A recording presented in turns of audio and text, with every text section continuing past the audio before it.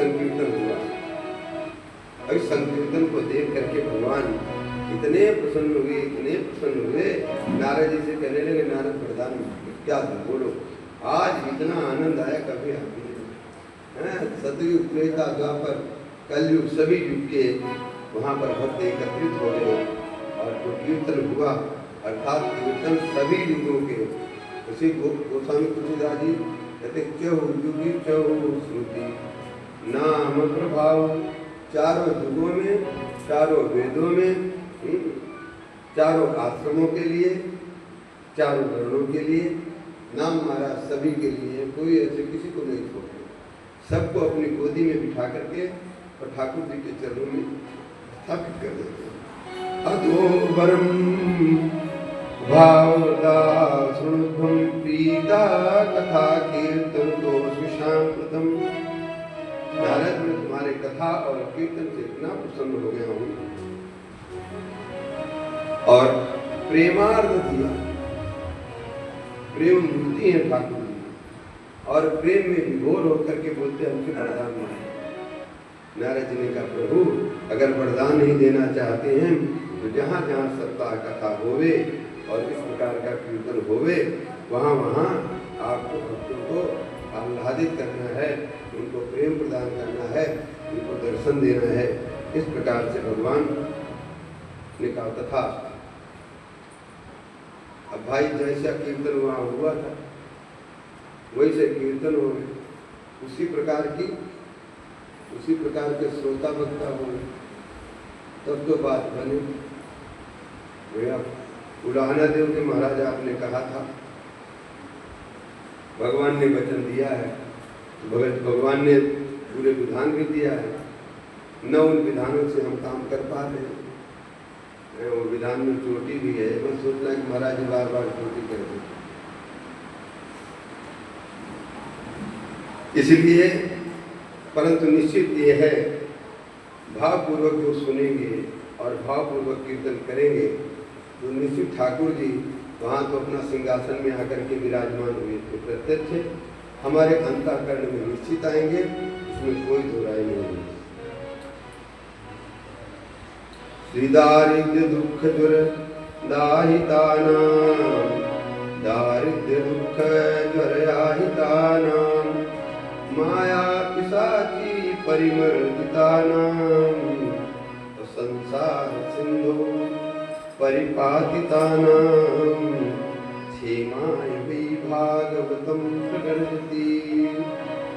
संसार में कल्याण कैसे होवे, इसके लिए कहते हैं एकमात्र साधन जिनके जो दरिद्रता के दुख से पीड़ित हुए, जो माया पिशाचिनी के द्वारा रगड़ के लगाए जा रहे हो, जैसे पहलवानों के एक पहलवान दूसरे पहलवान को रगड़ता है ना, कभी कुश्ती देखे नहीं, गर्दन पे ऐसे रगड़ेगा अपन लोग तो एक ही में राम नाम सत्य। तो माया पिशाचिनी इसी प्रकार से रगड़का लगा रही है।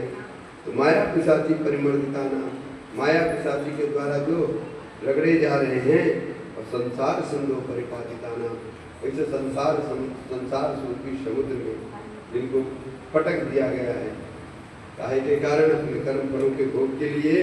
तो क्षेमाय में भागवतम प्रवृत्ति की, भागवत जी कहते तुम कहीं मत जाओ, हमारी शरण में आ जाओ, हम तुम्हारा उद्धार करेंगे।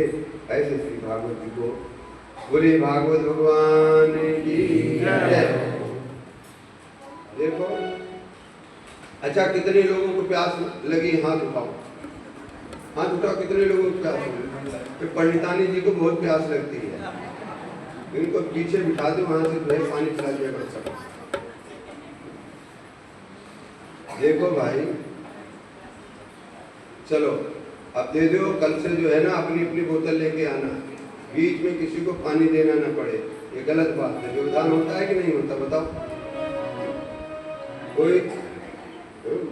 कोई रसिक श्रोता होवे, फोन कर करके मांग रहे हैं, चलो ठीक है कोई बात नहीं, अपना चुपके से ले आना, बाल्टी में थैली में रख लेना। अच्छा ये बताओ, अयोध्या जी जाओगे तो कितना बड़ा अटैची लेके जाओगे? अच्छा वहां नहीं, चांदपोल जाओगे तो कुछ न कुछ तो लेके जाओगे ना।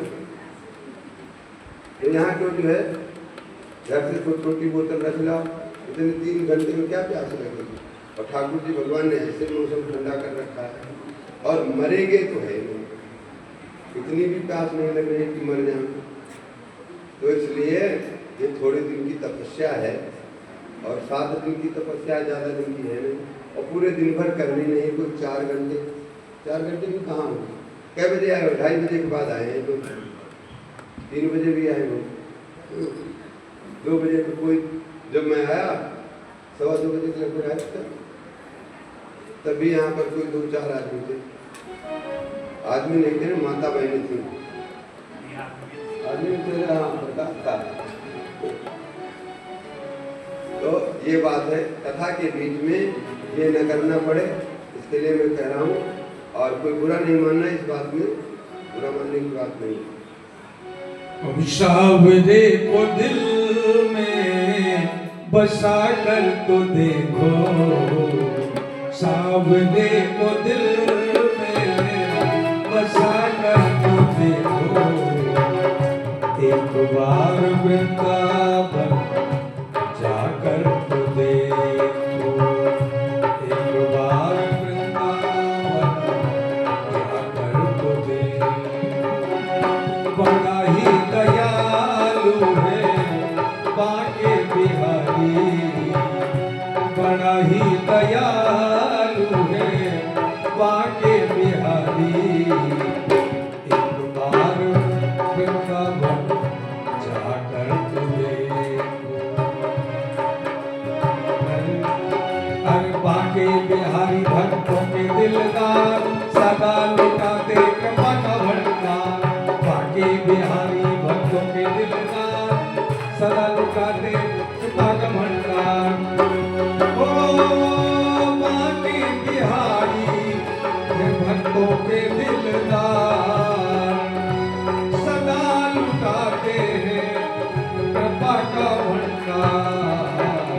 सावरे को मन में बसा कर तो देखो, एक बार वृंदावन जाकर तो देखो, एक बार वृंदावन जाकर तो।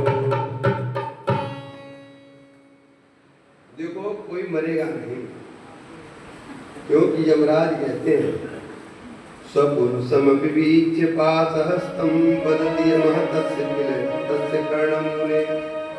जब यमराज के दूत पास लेकर के चलते हैं ना, यमराज बुलाते हैं इधर आओ। कहाँ जा रहे हो? महाराज वहाँ जा रहे हैं। सावधान, परिहर भगवत कथा सुमत्तान प्रभु रामन्य नृणाम वैष्णवानाम। देखो जो भगवान की कथा प्रेम से सुन रहे हो उनके बीच में जाना मत, क्योंकि उनके पर हमारा अधिकार नहीं है। जब हमारा अधिकार नहीं तो हमारे दूतों का कैसे अधिकार हो जाएगा। इसलिए ये तो चिंता छोड़ ही दो।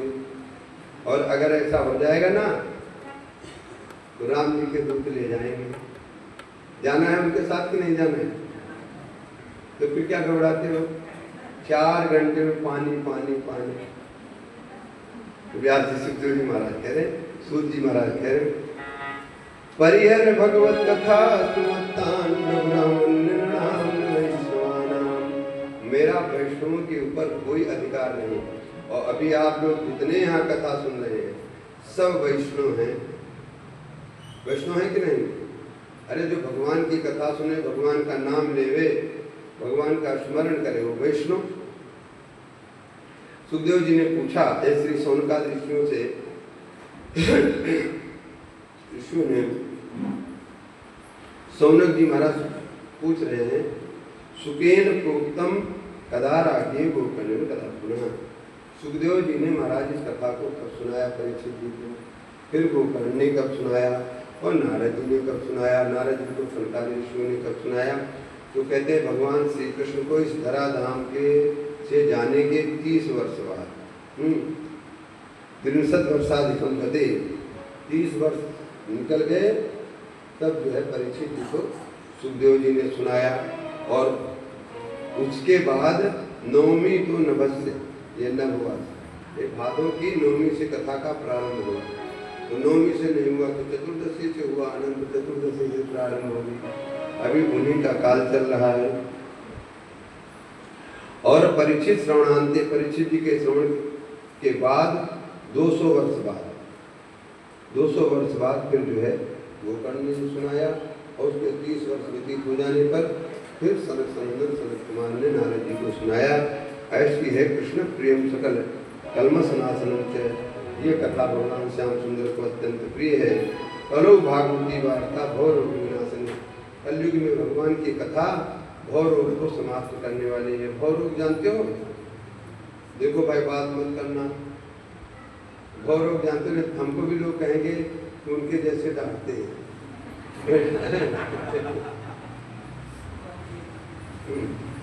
कथा में बात इसलिए नहीं करना, अब मैं बता दूं, इस पे भी सुना देता।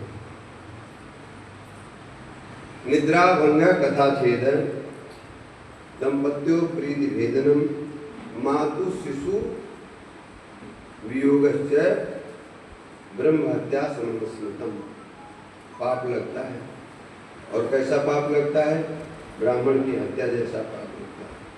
सब लोग सुन लो कान खोल करके, और जो कम सुनते हो पड़ोसी सुना देना उनको जोर से, कथा से बाहर जाने के बाद। निद्रा भंग कथा छेदा, कोई व्यक्ति गहरी नींद में सो रहा है, थका हुआ है, ये उठो उठो, जगाना भी जो है बड़ा भारी अपराध है। कोई बहुत ही विशेष ऐसी स्थिति हो उसकी बात अलग है। हमारे संतों में तो कहते हैं सोते को जगाइए, इसलिए जगाइए राम राम करें। अब तुम जो है 8 बजे तक सोने वालों को नहीं जगाते, उनको जगाना चाहिए, उनके लिए ब्रह्म हत्या नहीं लगेगी। बच्चे सो रहे हैं 7 बजे 6 बजे 8 बजे, उनको जगाने में पाप नहीं लगेगा, क्योंकि जग करके क्या करेंगे क्या? उनसे भजन करवाओ, नहा ले बेटा, स्नान कर ले जा, शंकर जी के जल चढ़ाए, सूर्य भगवान को जल हाथ जोड़ लो जल दिखा करके, इस सब काम के लिए जगाओगे तो ब्रह्म हत्या के पाप से युक्त नहीं होगे। तो निद्रा भंगा कथा छेद, और कथा में विघ्न, ये विघ्न ही है ना। हमारी दृष्टि पड़ गई और आपस में बात कर रहे हैं, हमको बुरा लगा मैं आपको टोकूंगा, चलो मैं नहीं टोकूं, परंतु पड़ोसी बड़े भाव में मुग्ध होकर के सुन रहा है, तो उसका विघ्न हुआ कि नहीं? आपका तो बदरस चालू हुआ, आपको तो बातों में रस आ रहा है, उसका राम रस छूट गया, ब्रह्म रस छूट गया कि नहीं छूट गया? वो छूटना ब्रह्म हत्या के समान। बड़ी मुश्किल से तो जीव, अन्य निद्रा भंग के क्यों कहा गया? निद्रा भंग में भी जीव एकदम परमात्मा के साथ रहता है, एकदम भगवत सन्निधि इतनी हो जाती है, और गहरी नींद में सोने के बाद जब उठता है तो कहता है सुखम महम स्वापसम, आज मैं बड़े सुख से सोया, उसको होश नहीं था कुछ भी, और सुख से सोया। वहाँ अनुभव करने वाला कौन था? क्योंकि ब्रह्म सायुज्य हो चुका था, और द्वासुपर्णों से जो सखायो कहा गया, ब्रह्म सायुज्य हो जाने के कारण उसको सुख की नींद आई, तो कहता सुखम महम स्वापसम, मैं बड़े सुख से सोया।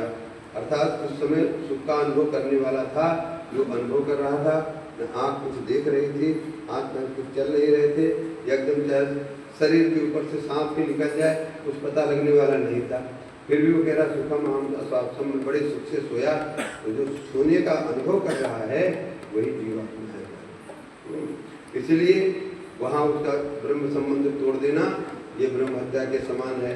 कथा में इस प्रकार से आपस में बात करेंगे तो दूसरे की कथा भंग होगी, ये भी जो है ब्रह्म हत्या के समान है। और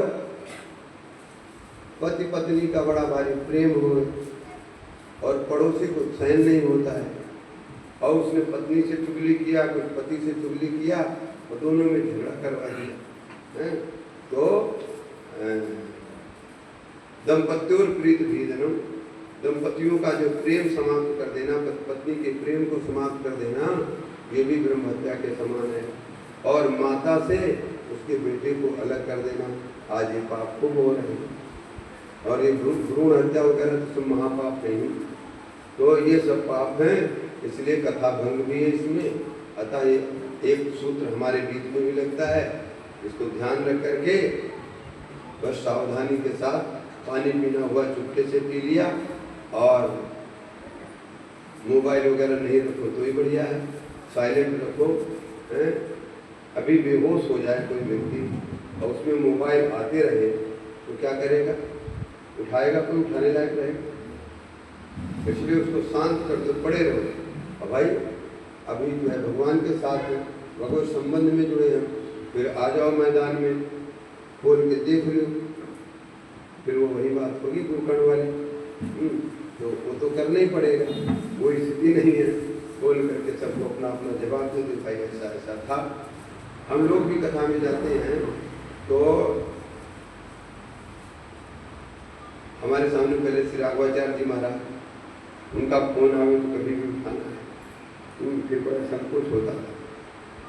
अब तो कोई ऐसे कोई महापुरुष बहुत कम है। ये इस प्रकार से कथा हुई। आइए बोले श्री सीता रामचंद्र भगवान की जय। जगति सुख कथा तो निर्मलम नास्ति किंचित, शिव परम सुख हेतुर्द्वादशस्तम सारम। सुखदेव जी महाराज ने जो उस कथा को, जो 12 स्कंदों में है और जिनमें 300 से अधिक अध्याय हैं, 350 से अधिक अध्याय हैं और 12 स्कंद हैं, 10 लक्षणात्मक है। इसका जो 18,000 श्लोक है, इसको जो श्रवण करेगा, याथार्थन नहीं होने की मत साध्यम। श्री सूत जी महाराज कहते हैं, संसार में कौन सी ऐसी वस्तु है जो असाध्य है, उसके लिए सब कुछ मिल सकता है, परंतु जो प्रेम से इसका कथा श्रवण करेगा। अब हम लोग श्रीमद् भागवत महापुराण के इस महात्म्य के साथ मूल कथा में प्रवेश करते हैं, जिसमें मंगलाचरण बहुत दिव्य है। जन्माद्यस्य तोन्यादितरतश्चार्थेषु तेने ब्रह्महृदायादि कवये मुह्यन्ति यस्सूर्यः। तेजो वारिमृदां यथा विनिमयो यत्र त्रिसर्गो मृषा, धाम्ना स्वेन सदा निरस्ततोकं सत्यं परं धैर्यम्। जन्माद्यस्यतः वेदांत दर्शन का सूत्र है अथातो ब्रह्म जिज्ञासा, पहला सूत्र। दूसरा सूत्र है जन्माद्यस्यतः। महर्षि वेदव्यास जिज्ञासा करते हैं, कहते अब हम ब्रह्म की जिज्ञासा करते हैं। ब्रह्म तत्व क्या है, उसको प्राप्त करने से क्या लाभ होगा, उसको जानने से क्या लाभ होगा, फिर उसका स्वरूप क्या है, तो स्वरूप भी कहते हैं जन्माद्यस्यतः। ब्रह्म वो है जिससे उद्भव, स्थित और प्रलय होता है, जिसके द्वारा सृजन, पालन और संहार होता है। ऐसे उस परब्रह्म परमात्मा को यथो अन्वय और इतर, अन्वय और द्वितीय, इसको कहते हैं। वही परमात्मा इस संसार का उपादान कारण है और वही निमित्त कारण।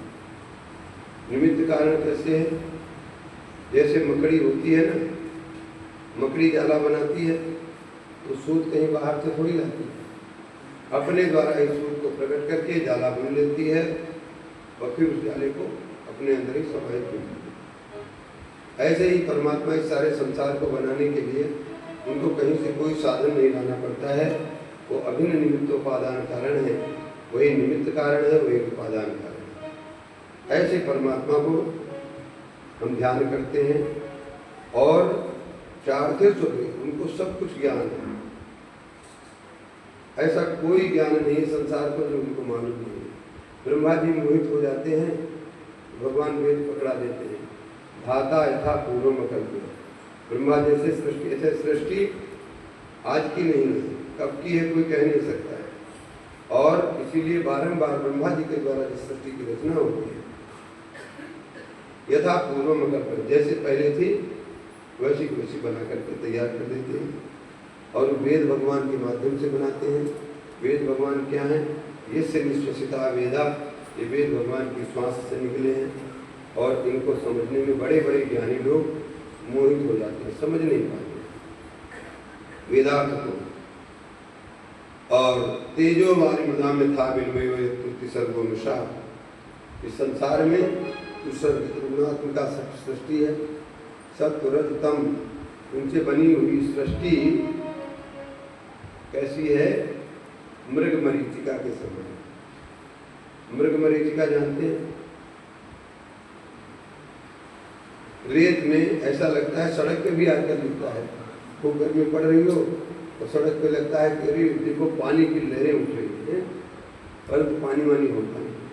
ऐसे बालू में मृग को पानी दिखाई देता है, जो सूर्य की किरणों की ऐसे पड़ती हैं, उसको लगता है यहाँ पानी है, पानी के लिए दौड़ता है, वहाँ पानी तो रहता नहीं, सूखे सूखा प्यासा और ज़्यादा प्यासा हो जाता है, उसी में मर जाता है। उसी प्रकार से ये संसार, त्रिगुणात्मक संसार जो है, ये है तो सत्य, इसलिए सत्य है भगवान का भजन करने के लिए सत्य। भगवत भजन करके इस मृग मरीचिका रूपी संसार से हमको निकलना है, नहीं तो यहाँ पर सब अच्छे अच्छा दिखता है और उस भगवान का बनाया हुआ, तो भगवान का बनाया हुआ बेकार तो होगा नहीं। और इसलिए इसको कहते पूर्णमदः पूर्णमिदं पूर्णात् पूर्णमुदच्यते, पूर्ण से पूर्णमादाय पूर्णमेवावशिष्यते। ये संसार उस परम ब्रह्म परमात्मा से निकला है, तो उसमें से निकला है तो परमात्मा में कुछ कमी हो गई हो? बोले कुछ कमी नहीं। ये संसार भी पूरा पूरा है और परमात्मा भी पूरा पूरा है। ऐसा कोई संसार में वस्तु होगी उसमें से सब पूरा निकल जाए, फिर भी वो पूरा का पूरा बचा रहे? है कोई ऐसा? सब विज्ञान, कोई विज्ञान इसको सिद्ध नहीं कर सकता। परंतु हमारे यहाँ अब ये संसार किससे बना है? जैसे उदाहरण के लिए समझ लीजिए, मिट्टी का घड़ा बना है, उस घड़ा के बनने में मिट्टी का पूरा योगदान है कि नहीं? पूरा पूरा मिट्टी है, और घड़े में पूरी पूरी मिट्टी हो, यहाँ भी पूरी पूरी मिट्टी है कि नहीं? घड़े में मिट्टी हट जाए, अगर थोड़ा बाल भर भी जो उसमें दरार पड़ जाए तो घड़ा का घड़ा तो खत्म हो जाएगा, घड़ा तो खत्म हो जाएगा कि नहीं? उसमें पानी नहीं टिकेगा, इसके लिए बनाया गया है। इसी प्रकार से वो ठाकुर जी के द्वारा जो बनाया हुआ संसार है, ये संसार वस्तुतः भगवत स्वरूप है, वो वैष्णव लोग इसी रूप में मानते हैं। इसीलिए कहते हैं सिया राम में सब जग जानी, करऊं प्रणाम जुग पानी। श्री राम मैं सब जग जानी, करऊं प्रणाम जोर जुग पानी। करऊं प्रणाम जोर जुग पानी। यत्र त्रिसर्गो त्रिगुणात्मक ये संसार, जहाँ मृषा होकर के भी अमृषा है, मैंने झूठा होकर के भी सत्य सा प्रतीत होता है, और जो भी कह सकते हैं सत्य होकर के भी झूठा है। क्यों झूठा है? क्योंकि इस परिवर्तनशील ही इसका मिथ्यात्व है। अच्छा, संसार में षडोर्मी संपन्न, उर्मी बोलते हैं, 6 लहरें आती हैं। बच्चा अस्ति, जायते, वर्धते, अपक्षीयते और मृत्यु। जन्म लिया, अस्तित्व में आया और फिर बढ़ने लगा, फिर बढ़ने के बाद फिर दाढ़ी मूंछ से विकृतियाँ आने लगी, और फिर सफेदी के बाद अपक्षीयते, क्षरण होने लगा, और फिर राम नाम सत्य हो गया। इसलिए शाश्वत नहीं है, इस संसार में कुछ भी शाश्वत नहीं है। भगवान की बनाई हुई वस्तुएं भी भगवान की बनाई हुई है ना, परंतु भगवान ने जिससे बनाया है उसी से बनने बिगड़ने वाली वस्तुओं से, वो बनने वाली बिगड़ने वाली वस्तुओं से हमारा शरीर बना है। सुबह जो भोजन बनाते हैं, सायंकाल जो सुबह उसकी कार्य क्षमता जिस भोजन की है, ताजे भोजन की, वो बासी भोजन में रह जाती है और उसी से हमारा शरीर पर पुष्ट हुआ। तो ये भी तो कच्चे माल से बना हुआ माल भी कच्चे ही होगा।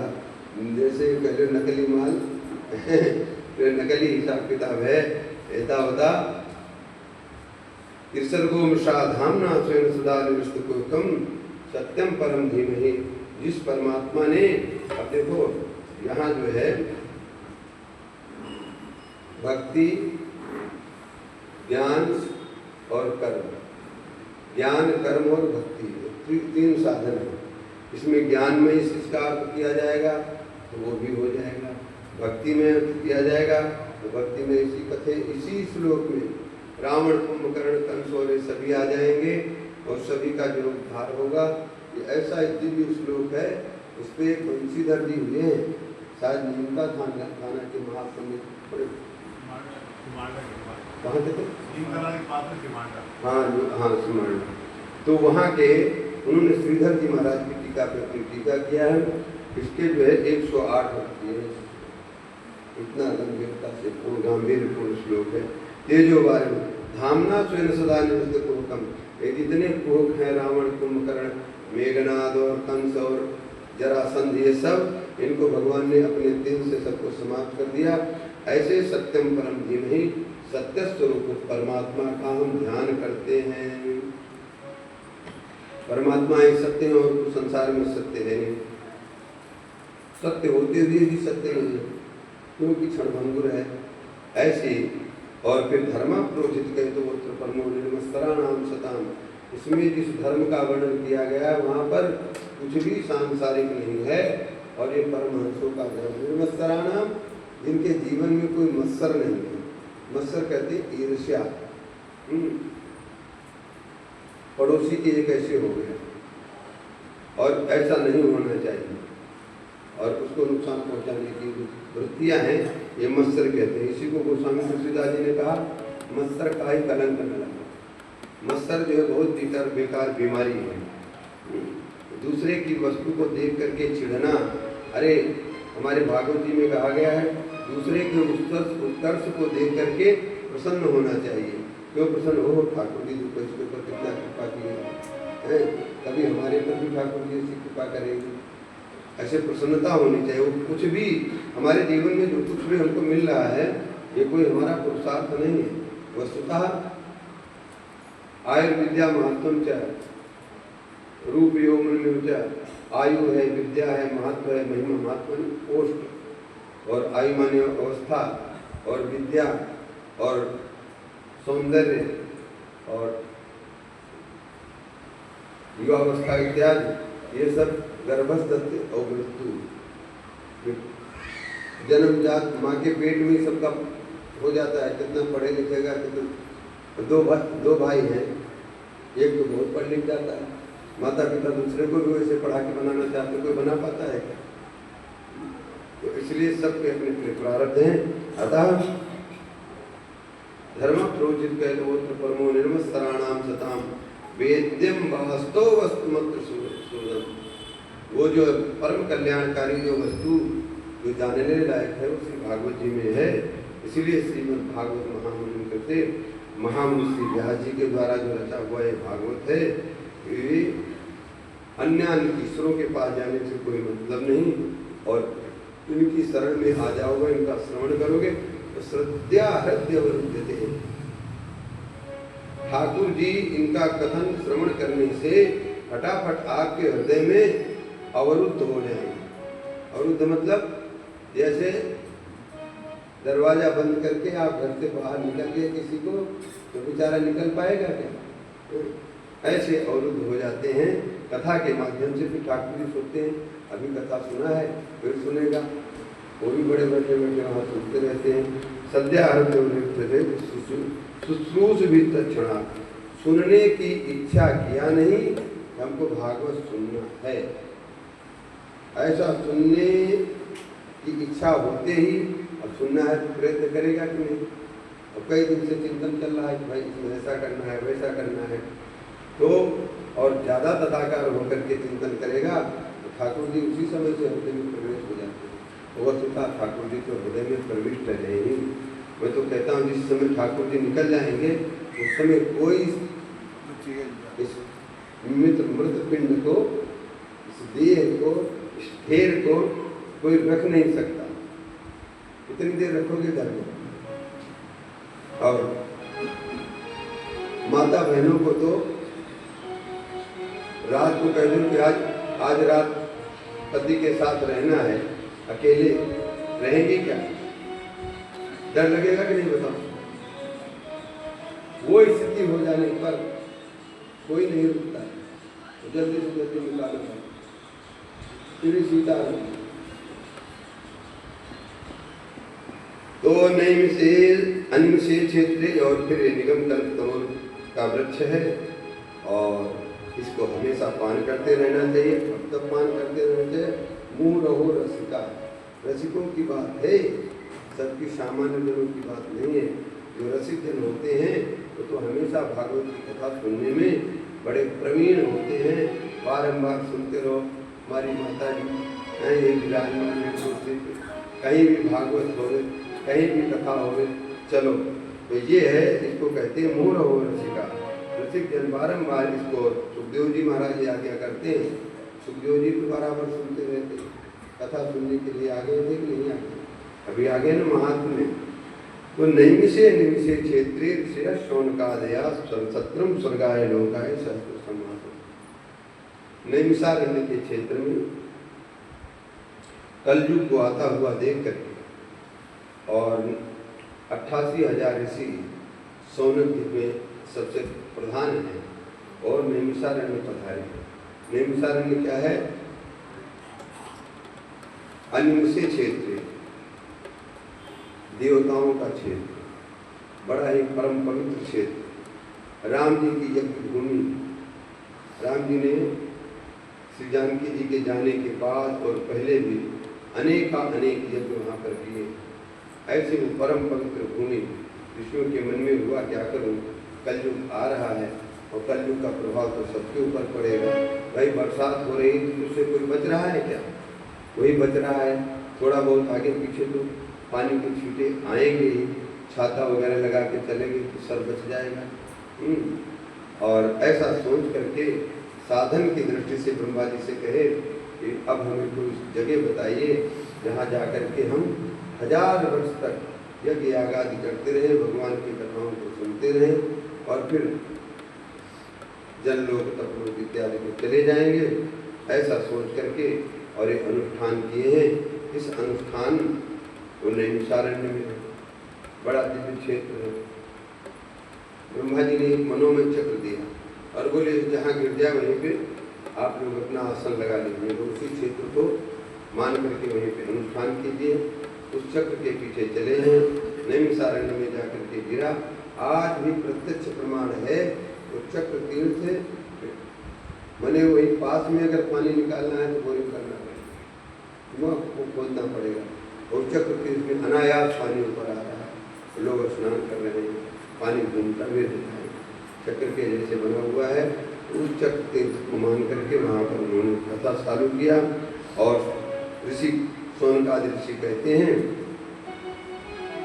सतकृतम सूतमाचीनम, मैंने कहा था ना, चलो भाई सूत जी के पास चलते हैं। नैमिषारण्य में विराजमान है और सूत जी महाराज वेदिका पे बैठे हैं। जाकर के उनको प्रणाम किए, सत्कार करके और उनसे कहते हैं तो या खल पुराणानी, महाराज आपने बहुत सारे पुराणों को सुना है, इतिहास को सुना है और इसके परम ज्ञाता आपके पिताजी रहे हैं।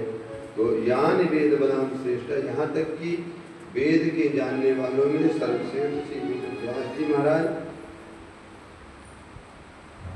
और उन्होंने और अन्य मुनिया सूत पारावार विदो विदु, और उनके अलावा और भी बड़े बड़े ऋषि महर्षि जो पर और अवर हैं, परम तत्व को और सारी व्यवस्थाओं को जानने वाले थे, अर्थात भक्ति ज्ञान इत्यादि का उपदेश करने वाले थे। उनके द्वारा भी आपने सब कुछ सुन रखा है। तो अब मैं आपसे पूछना चाहता हूँ, मनुष्यों का एकांतिक श्रेय कैसे होगा, परम कल्याण कैसे होगा, इसके बारे में होता है। और आप उनको वही बात सुनाए जो शास्त्रों का सार उठा करके और हमको सुनाए। अब ज़्यादा सुनने की इच्छा नहीं है, जो सार है वही सुनाए। देखिए ऋषि लोग कब से सुने, सारे इतिहास, सारे पुराण, 18 पुराण, नाना प्रकार की स्मृतियों की और इतिहास की, वाल्मीकि रामायण इत्यादि की सारी कथाएं नैमिषारण्य में अनुपद हुई, माने एक एक श्लोक पाठ करके सुनाई गई। कितने दिन हुआ होगा और इन सबके ज्ञाता हैं। तो जो भी सार सार वस्तु है उसको सुनाएं और ये सुनाएं वसुदेव के घर में देव की गर्भ से भगवान का कैसे प्राकट हुआ, फिर कैसे गोकुल गए, वहाँ पर कैसी कैसी लीलाएं की, उनकी लीलाओं को सुनाएं और भगवान के अवतारों के बारे में सुनाएं। भगवान इस धराधाम को जब छोड़ के जाते हैं तो धर्म कहाँ जा करके रुकता है, कहाँ टिकता है, इसके बारे में सुना। इस प्रकार से 6 प्रश्न यहाँ पर किए गए हैं। इनके प्रश्नों को सुन करके और सूत जी महाराज इनका अनुमोदन करते हैं। अनुमोदन करने के साथ सबसे पहले अपने गुरुदेव का ध्यान करते हैं। हमारे यहाँ उपासना में सबसे पहले गुरु जी का ध्यान करें। हम कोई भी जो भी साधक हैं, जिनको भी गुरु मंत्र मिला है, सबसे पहले अपने गुरुदेव का ध्यान करें।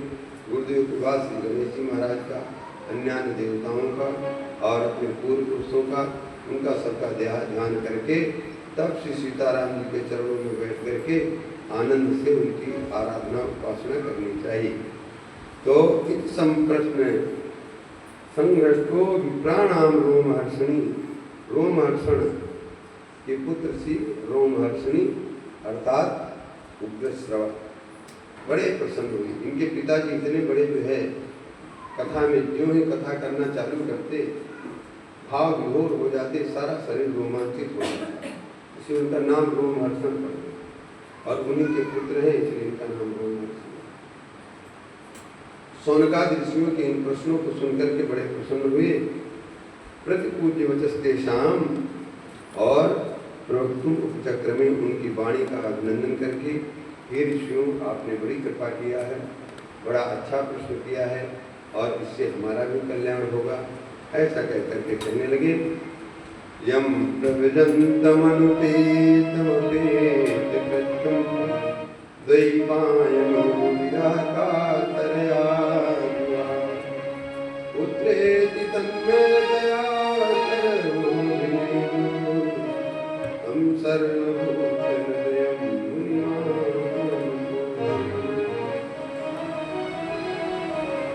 मंगलाचरण करते, गुरुदेव को प्रणाम करते। हमारे गुरुदेव कैसे हैं? जन्म लिए सुखदेव जी महाराज जी 12 वर्ष हो गए और जन्म बाहर आ ही नहीं रहे माँ के गर्भ से। ब्याह जी करे पुत्र बाहर आ जाओ, ना ना बाहर भगवान की माया उनको घेर लेगी। ठाकुर जी आकर के वचन दे कोई मैं बाहर आऊँगा। श्याम सुंदर आए और फिर उन्होंने कहा हमें वचन दीजिए तब आऊँगा, हम अपनी माँ को कष्ट नहीं दे रहा हूँ, बिल्कुल हमारी माँ से पूछ लीजिए।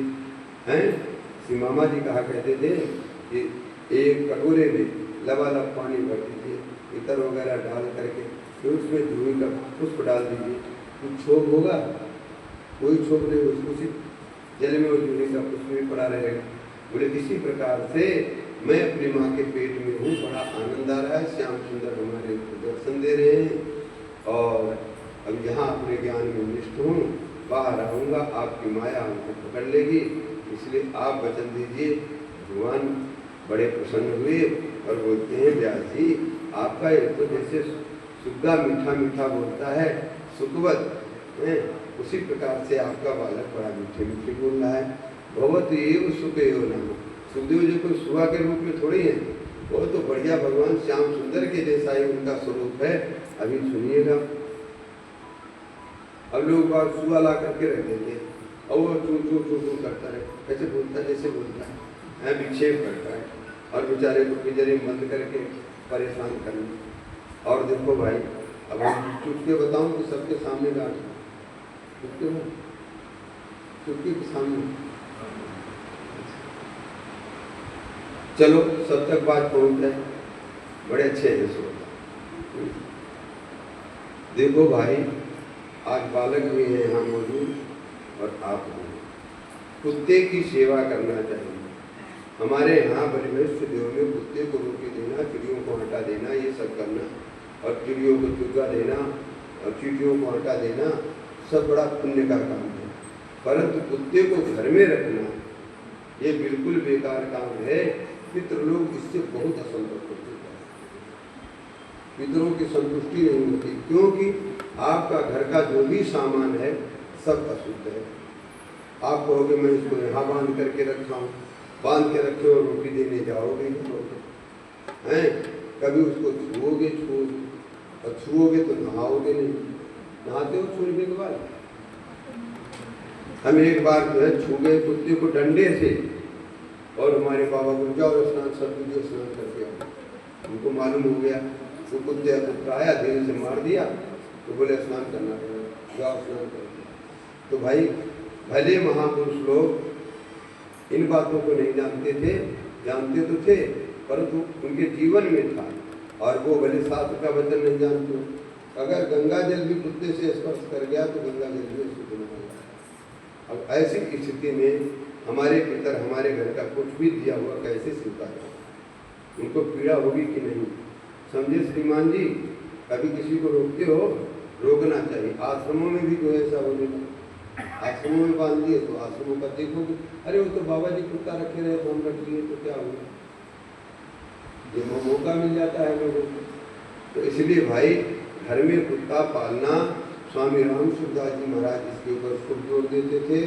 बोले भाई कुत्ता पाल करके अगले जन्म में उसी की व्यवस्था कर रहे हैं, फिर वही बनेंगे। परंतु इस समय जो आपको श्रम करना पड़ रहा है, एसी लगाने के लिए पैसा कमाना पड़ रहा है, और गद्दा लाने के लिए, और उस समय कार लाने के लिए, उस समय फिर ऐसी बढ़िया जगह जाओगे, न एसी खरीदना पड़ेगा, न कुछ पढ़ाई करना पड़ेगा, और बढ़िया एसी में रहोगे। आपको नहीं कह रहा हूँ, कुत्ता पालने वालों को कह रहा हूँ।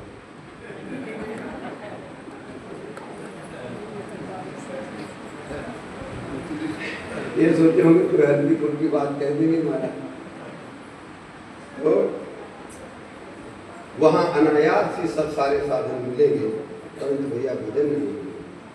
भजन करने के लिए मानव जीवन है, ये अपने वस्तुतः एकमात्र संसार में अगर कोई योनि है उसको के इसीलिए कहा गया है हृदय माध्यम सुलभम सुदुर्लभम। ये पहले नंबर का है मानव जीवन ही, जो भगवान की कृपा से सुलभ हो, हमारे कोई पुण्यों की कृपा से नहीं प्राप्त हुआ। हमने कोई पुण्य किया इसलिए मनुष्य बन गए, ऐसा नहीं। गोस्वामी तुलसीदास जी करते हैं, कबहू की करी करुणा नर ईस बिन हेत सनेही, कबहू की करुणा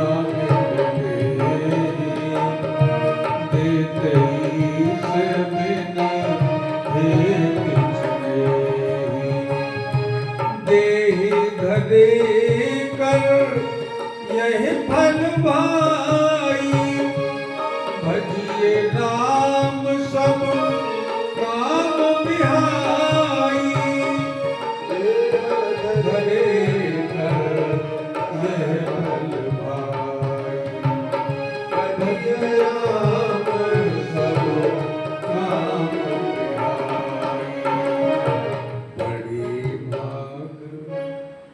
बड़े भाग मानस तन पावा, सुरदलम सदग्रंथ निगावा। सब जगह इस मानव जीवन की महिमा का गान किया जाता है, और ये मानव जीवन भगवान की कृपा से सुलभ हुआ है, उसको संवारना है। धर्म अर्थ काम मोक्ष, चार पुरुषार्थ है। धर्म और मोक्ष के बीच में अर्थ और काम है, अर्थात हमारा अर्थ, हम अर्थ को उसी प्रकार से अर्जित करें जो धर्म से सम्मत हो, हम काम का सेवन वैसे करें जो धर्म से सम्मत हो, तब हम मोक्ष की स्थिति को प्राप्त करेंगे। अन्यथा मामला बहुत गंभीर है भैया। शुकर कुकर इत्यादि भूमियों में भी अर्थ और काम की पूर्ति हो जाती है।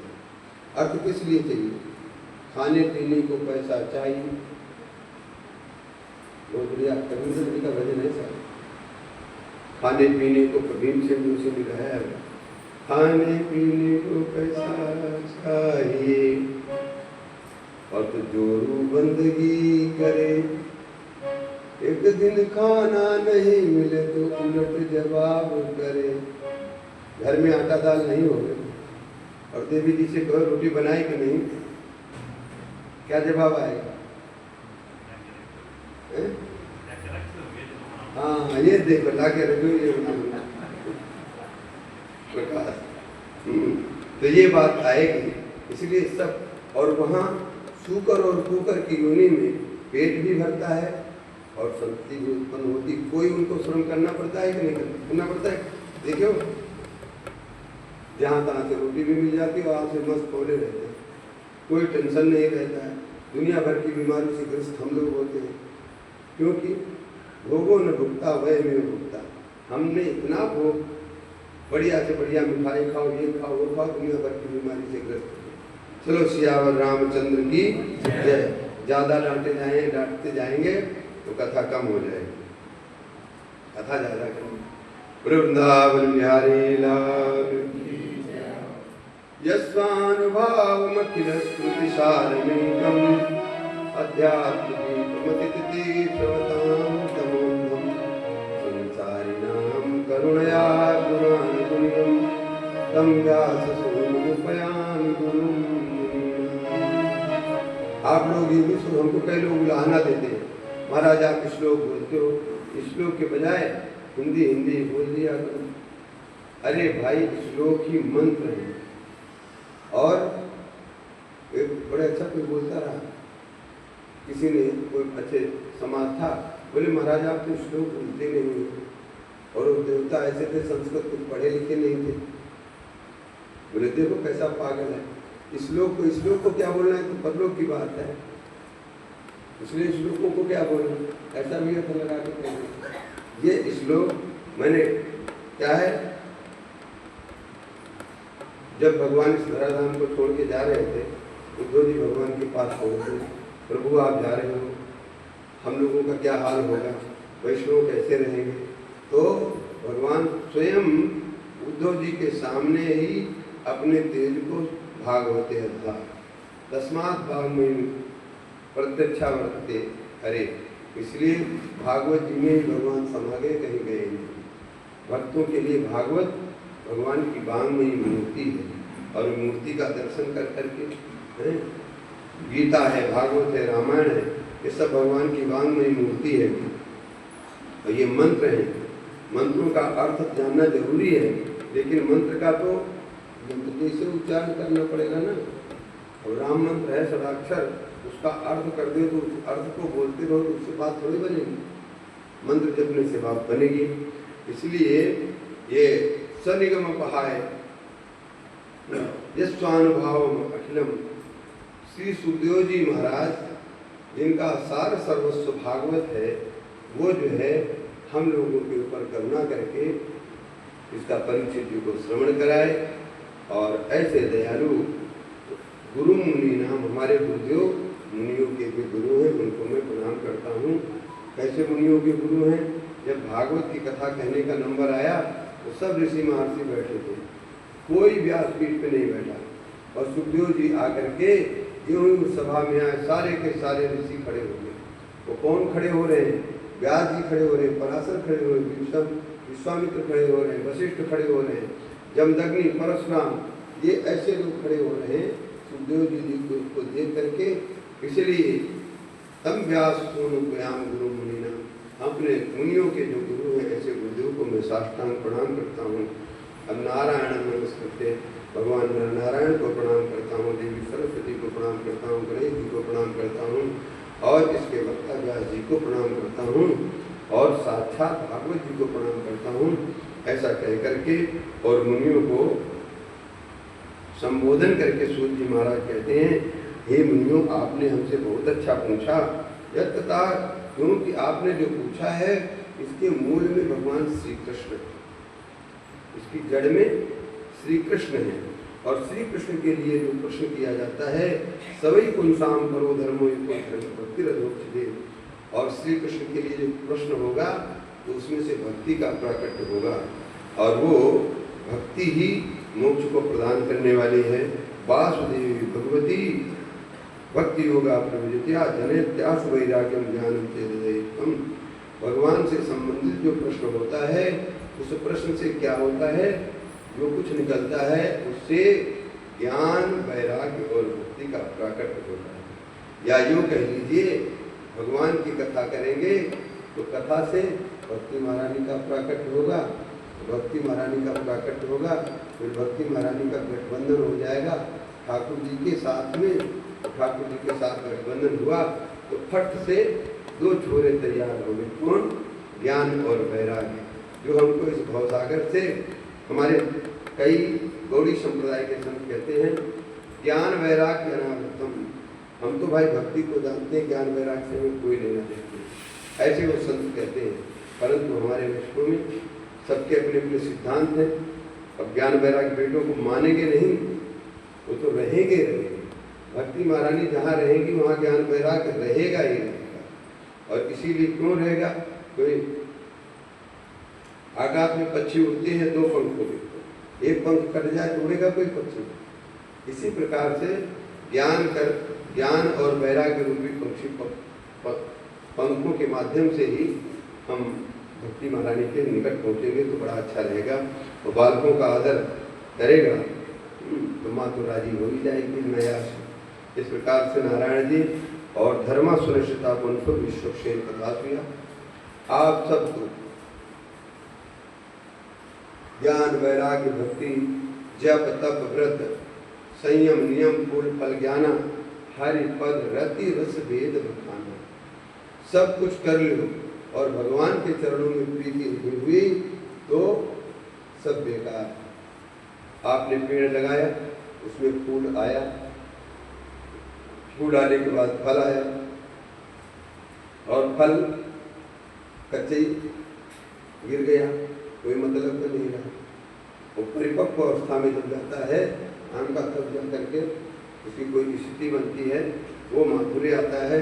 इसलिए हरिपद रस, भगवान के चरणों में रति जो है वही सबका साथ वही है। सारे ज्ञान वैराग्य जप तप व्रत सभी का फल वही है। धर्मान सुनत पुंसो, आप अपने अपने धर्म का पालन करें, माता पिता की भक्ति करें और जो कुछ भी है जिसके जैसा सब अपने सदाचार से परिपूर्ण हैं।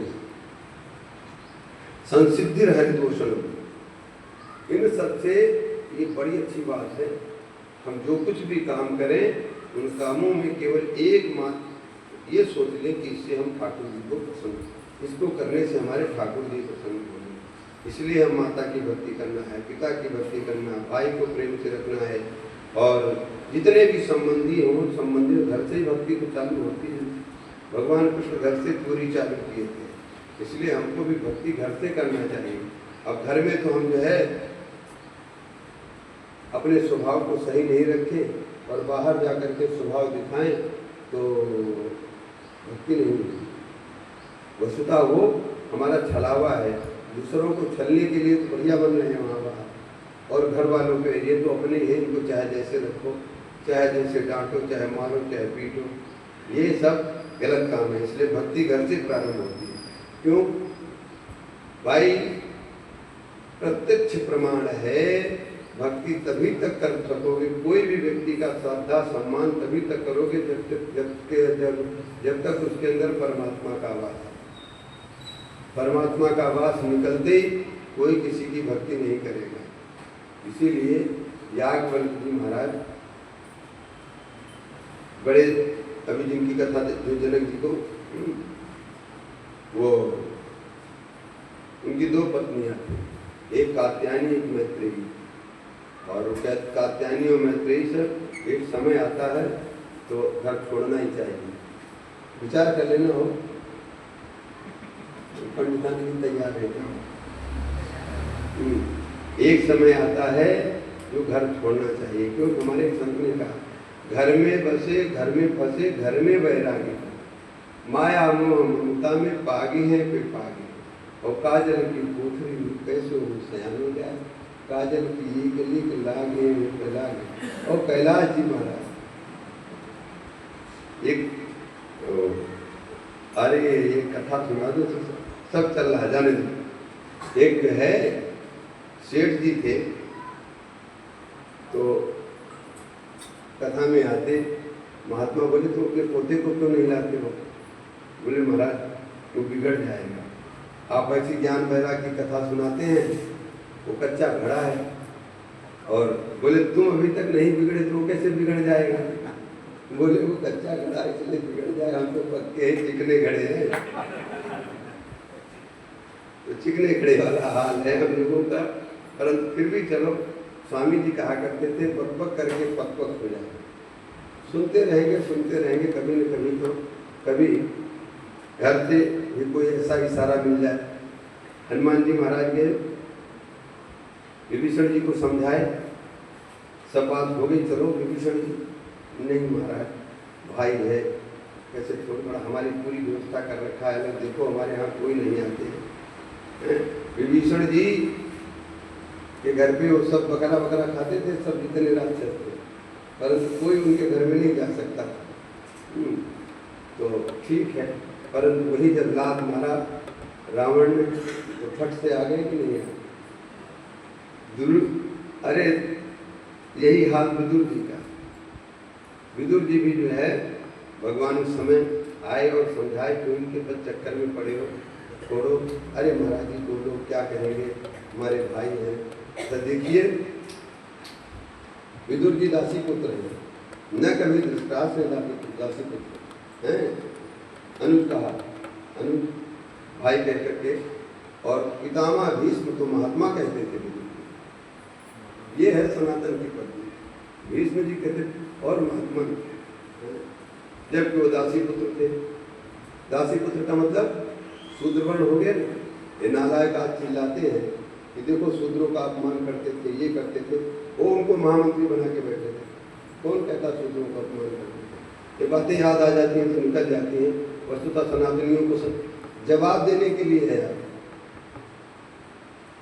एकलव्य इत्यादि की बातों में कथा उधर चली जाएगी, बहुत लंबी हो जाए। तो राम जी अब विदुर जी भी नहीं आ रहे। ठाकुर जी ने कहा चलो छोड़ो, तीर्थ यात्रा करो, क्यों पड़े हो इनके पचड़े में, परंतु नहीं आए। फिर वही दुर्योधन ने कहा दास्या, और बोले दासी पुत्र को भले नहीं पूछता, हमारे दिए हुए टुकड़ों से पला, निकालो, धक्का मार करके निकालो, ऐसे कहा। बोलो सियावर रामचंद्र की जय। फिर आगे राम जी के पास छोड़ के चल दिए, इसको तीर्थ यात्रा कर रहे हैं। तो जब तक ये घर में ठोकर नहीं लगे, घर की ठोकर वाला वैराग्य सही होता है, पक्का होता है। अभी तुम्हारे भी नहीं आए, इंतजार कर रहे हो उस पक्के। बोले वृंदावन बिहारी लाल की। पक्का नहीं होता है, कई बार ऐसा होता है थोड़ी ठोकर लगी, आए, और फिर जब बाबा जियों के बीच में वो पानी वाली चाय और इधर जो छावनी की दाल मिली, तब उसमें पहले दाल में ढूंढो, एक भी दाल नहीं, बस पीला पीला चल और बढ़िया तरीका लगा हुआ। तो अब देखा यार चाय कि हमारे वो बताते हैं सत्य घटना, वृंदावन में एक रहते थे दंपति, और दोनों जो है देखे यार बाबा जी के तो ठीक ठाक है, प्रोफेसर रहे, और सोचे यार अपने भी बाबा जी बन जाते हैं, बढ़िया व्यास पीठ से कथा करना आती है, बोल दूंगा, कथा प्रवचन करता रहूँगा, और बढ़िया ठाक से सब लोग को मान सम्मान करेंगे। तो बोले महाराज हमको भी संन्यास दे दो। अरे बोले तुम जहाँ हो वही बढ़िया है, तुम संन्यास के चक्कर में क्यों पड़े, तुमको रोज़ बढ़िया तुम्हारी पत्नी बना के खिलाती है, मस्ती से रहते हो, और यहाँ मगजमारी करते हुए मतलब। बोले नहीं महाराज, बोले देखो फिर जो है देवी के पास नहीं जाना पड़ेगा, फिर तो इन बाबा जियों के पास में रहना पड़ेगा। बोले हाँ रह जाऊँगा।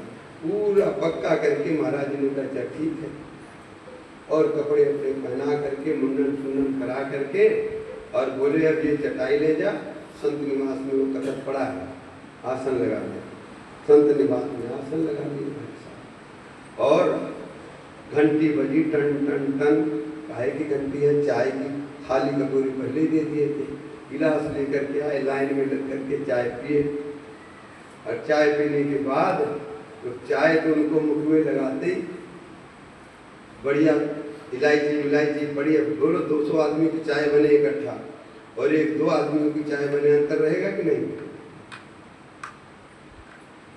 नाली में डाल करके तो धीरे से खिड़की से ऊपर ही बढ़े की देवी राधे,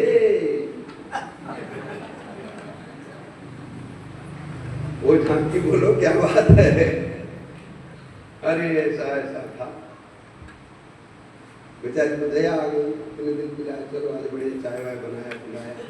अब उनका रोज का नियम हो गया, महाराज जी ने बुलाया इधर आओ श्रीमान जी, तुमको बोला था, पहले मना किया था, तुम माने नहीं, फिर कर रहे हो पटांग का काम, ये नहीं चलेगा, चलो रखो हमारा कपड़ा लत्ता सब, जाओ भाई। ठीक है, अब बढ़िया चाय के चक्कर में चले गए। और फिर चाय के चक्कर में हुआ ऐसा चक्कर, एक दिन वो देवी गिरी, टांग टूट गई या पेड़ टूट गया, करना पड़ेगा ना। बोलो सियावर राम, सत्य घटना है वो, महात्मा लोग झूठ नहीं बोलते, और जो कथा कर रहे थे वो झूठ बोले, हमारी सत्य घटना, इसलिए मैं आपको सुना दिया।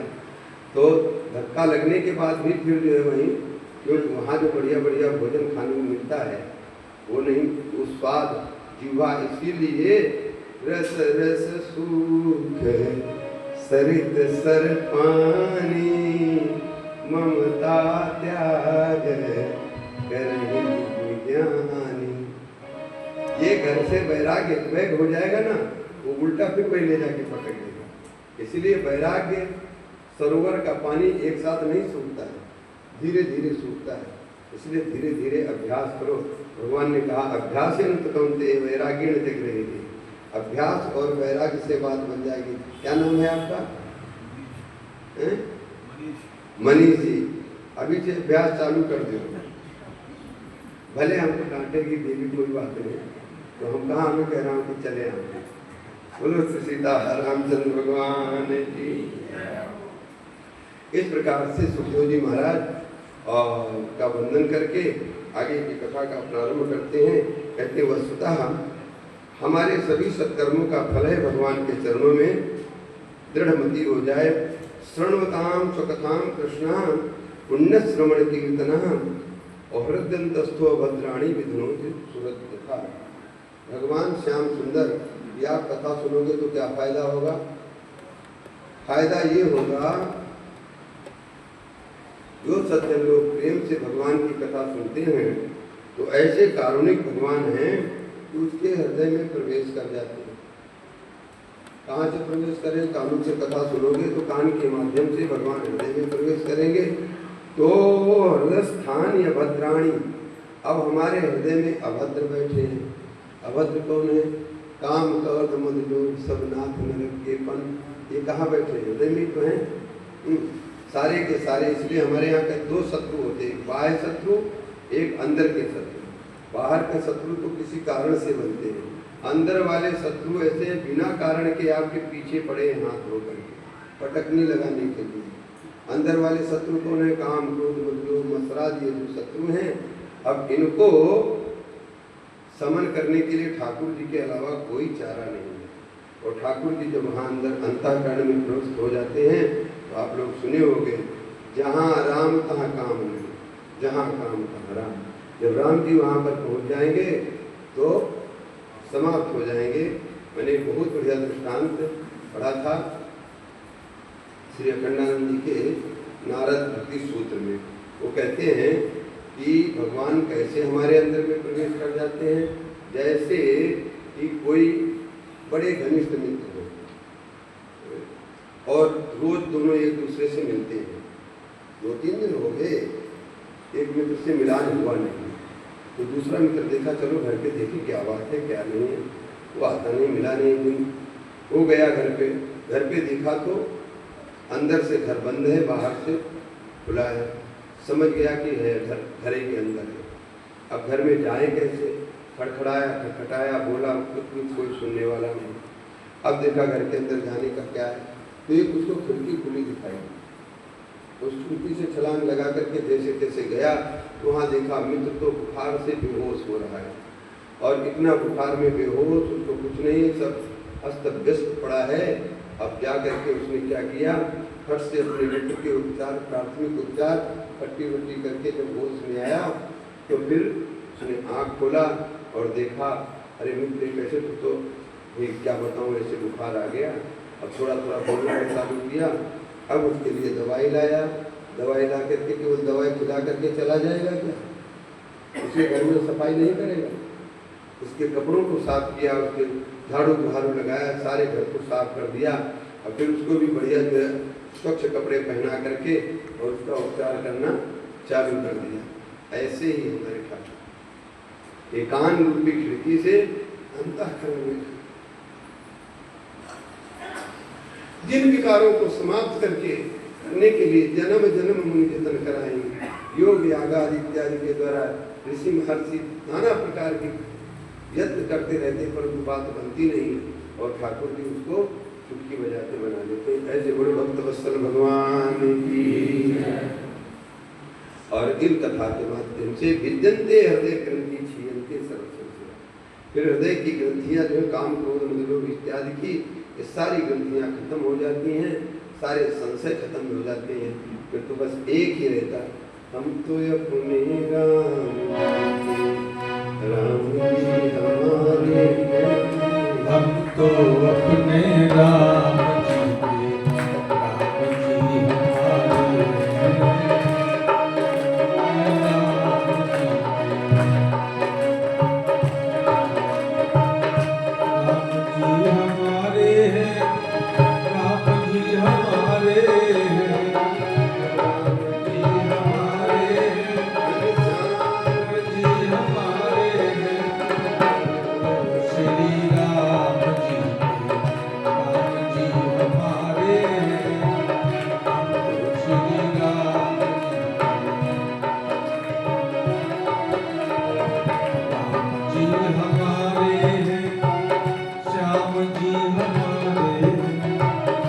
राम जी हमारे हैं।